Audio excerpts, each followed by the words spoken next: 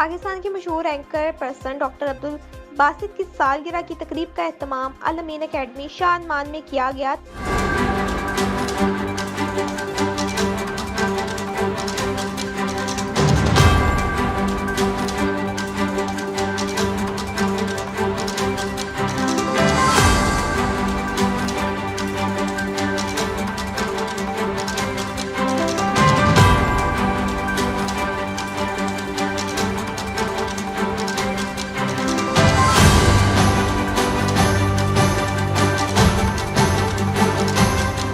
तकरीब का एहतमाम पीर ज़ियाउल हक नक्शबंदी ने किया, जबकि प्रोग्राम में नामवर शख्सियात ने शिरकत की।